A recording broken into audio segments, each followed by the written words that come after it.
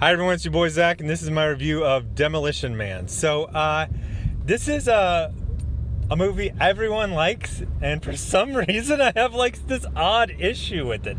I can't really figure it out. I did something I very rarely do, is that I had like a little talk with myself, like, bro, what's your problem? Like, a bunch of actors you like, pretty good writing, solid jokes. Yeah, some of the action scenes didn't really work, but it's not really an action movie. It's more of, a sci-fi comedy. Like, what's your problem? It's like, I don't know. I'm just cranky. Demolition Man is a 1993 movie.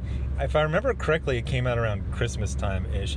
So I've got to say, first of all, whoever the screenwriter was, man, is he good at coming up with names of characters. Oh my gosh.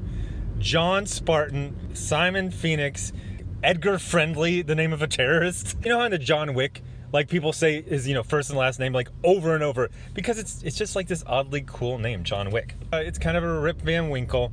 You have this badass 90s cop, and he gets frozen for 20 plus years. He gets thawed out because everyone's a SJW pussy, and they need a real man to take out this 20th century criminal. It's one of those high concept, you can explain it. Well, if you're not driving and you're concentrating, you can explain it in one or two sentences. But it was one of those ones where when it first got announced, everyone just kind of liked the idea. It was fun. It had a good trailer. It came out.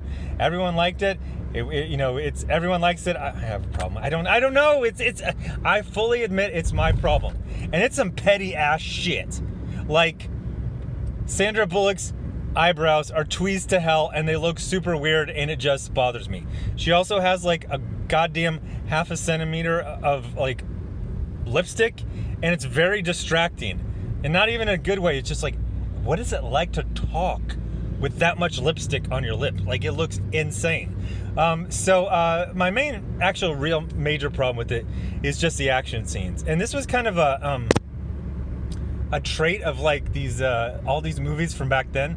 They would spend a lot of money on the stars and the screenplay, and they would get a couple of really, really good sets, and then they would just cheap out in other ways. Like, there is a car chase in this that is probably one of the worst car chases I've ever seen in film. It is just awful in almost every single way. But that's minor. So the thing about that everyone loves about this is that it's just fun. Like, it has a high concept that works. The jokes work. The jokes are very memorable. You got the three seashells, but I know there's a joke like, oh, you take the two seashells and you clamp them and you pull the poop out, and then you use the third one to scrape. I always just assumed it was some sort of bidet where you like waved your hand over one and that did like the water, and then another one did the air or whatever. So I was never confused by it.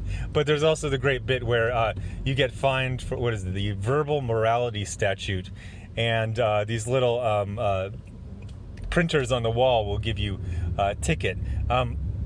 Was there money in this future? I'm not sure how you paid for this ticket, because it seems to be some sort of post. I don't know. Is it post-capitalism? Like, everyone seems to be all right. They say they solved everything except for there's this Edgar Friendly has this like group of backup dancers from a poison and or rat video but they live down there not because they have to, but because they choose to. Something. So that was actually one of the things.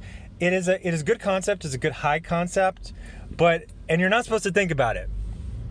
But if you are going to be pedantic like me and think about this world and the world building, it'll start to annoy you. It will. Like, Raymond Cocteau is basically reformed society, and then he has like the worst plan to kill anyone effing ever. Like, this plan would never have worked. He brought back Simon Phoenix and John Spartan, and Simon Phoenix was supposed to kill Edgar Friendly, but there was no idea that just all those, I'm just gonna call them Morlocks. They had some other cool name, but I forgot it. Why the Morlocks, like, would they all just stop? because at one point the cops just go down there and everyone's kind of chill. It's like I said, you know, I take franchises that you're not supposed to take seriously. Like, I take Expendables serious as hell.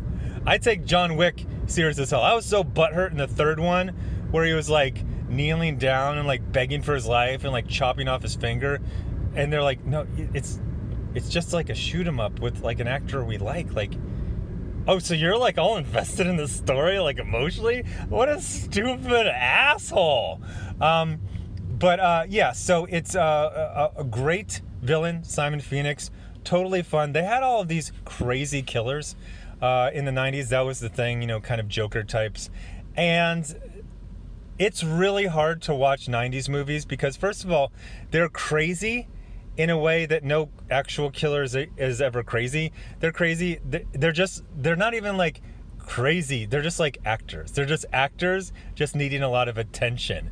Like, I just want, you know, whatever, you know, Detective Denzel Washington and, you know, this generic serial killer movie in the 1990s. I want him to do that. So here's that attention you ordered. Like, they just want attention. It's actually kind of sad. And that everyone does the same thing to act crazy. They just bug their eyes out and they kind of gesticulate a lot. And it's pretty cringy and it's pretty stupid. Simon Phoenix seems like weirdly real. First of all, he's got an awesome name. He's got an awesome look. He basically has the Blade hair before Blade, but dyed blonde. He's funny. He's fun. He's in great shape. He seems to be doing a lot of stunts himself, and he just seems to love it. Stallone is also having a great time. He's great at the comedy. This is much more of a comedy and a sci-fi than it is at the action. The action is pretty weak. There's a couple of good like hits and moves in the Simon Phoenix John Spartan fist fight, but then it becomes this ridiculous thing where you know that game they have at like Fuddruckers where like a claw comes down. They basically do that to like John Spartan. He just sits there and like he can't wiggle out, even though it seems like you would are almost guaranteed to fall out of it. And the way he escapes, like, it works with like 80s, 90s movies physics, but when you watch it now, you're just like, wait, what? This hose will freeze like a giant, like 1 foot thick of a you know, a grabber claw, but he can hold it in his bare hand, and then like he jumped right at that time, like, no, okay. So, but you're not supposed to think about it that much. The basic things you think about is, you know, a society becoming so soft that they don't know how to defend themselves, that they freak out, and, you know, they're not emotionally stable, that they're basically children. Well, that was extremely prophetic. You know, they always talk about stuff like 1984. There's some stuff in 1984, like Demolition Man is like way more accurate than 1984, and it's not really, you know, considered anything but kind of like a goofy sci-fi comedy from the early 90s. But the production design for the most part looks pretty cool. Now here's something that's very interesting as a Stallone fan. So I'm continually shocked when I find out that people, and a lot of people, I just assumed it was common knowledge that everyone knew that Stallone was a writer and a director. Oh, hell no. For some reason, like, everyone thinks he's just like an action guy. So one of the things that if you're a Stallone fan, you know, is he never lets go of an idea. If he likes something, he'll try it. And if it gets like cut out of that movie, he'll put it in another movie. So like John Spartan has this really cool look with the beret, and it's Barney Ross from The Expendables. It's just, especially like in the first scene where he's got this tactical vest, it's like 83% on the way to Barney Ross. And then in the future, he has this police uniform that's, actually it's not that cool, but I guess it's supposed to look dorky because everyone's a dork in the future. But that one is like 80% on the way to the costume he would wear in Judge Dredd in the next year. So it's always interesting to kind of go back because he never just ditches something. He'll refine it and reuse it in different, you know, because he's kind of known for being an on the set, like, you know, rewriting lines and making a scene. Oh, we don't have the helicopter for the scene. How do we write around it, type of thing. So that part to me was like really fun, especially in the early '90s. Like it seemed kind of odd when he did like Demolition Man and Judge Dredd, 1 year apart, because there's a lot of similarities between the two of them. Then we got Dennis Leary, who's freaking fantastic, and this was right when he was really becoming popular and he was popping up in a lot of things. The problem is, actually this might be the problem, the tone is all over the place in the type of acting. Stallone is being Stallone, 80s 90s popcorn movie Stallone. Sandra Bullock is like really doing super broad comedy.